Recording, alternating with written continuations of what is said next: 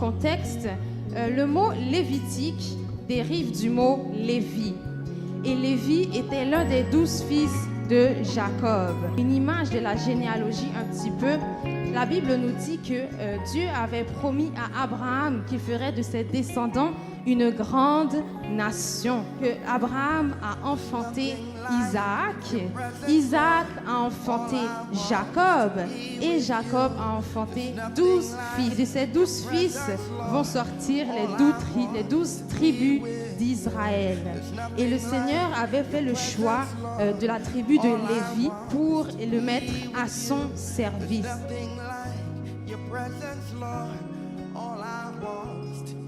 Et dans le passage de notre méditation, nous voyons en fait que les sacrificateurs, c'est-à-dire Aaron et ses fils, commençaient leur ministère. Vous savez, Moïse lui-même était un descendant de Lévi, ainsi que son frère Aaron, qui était souverain sacrificateur, et ses fils qui étaient sacrificateurs. Donc, qu'est-ce qu'un souverain sacrificateur et qu'est-ce que sacrificateur? Le sacrificateur, comme le dit son nom, c'est une personne qui va offrir les sacrifices à Dieu.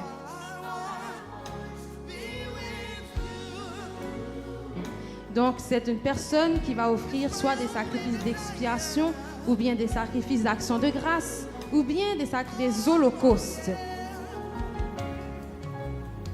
Et puis, il y a le souverain sacrificateur. Et le souverain sacrificateur, il n'y en avait qu'un seul.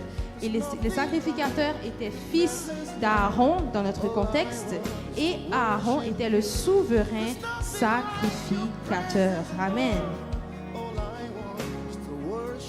Que la différence entre souverain sacrificateur et sacrificateur, c'est que le souverain sacrificateur, non seulement il était responsable des sacrifices, mais il était le représentant du peuple devant Dieu.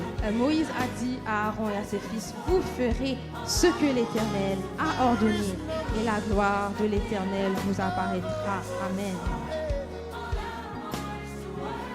Dans le dictionnaire, c'est emprunté du latin gloria, qui signifie renommée ou encore réputation.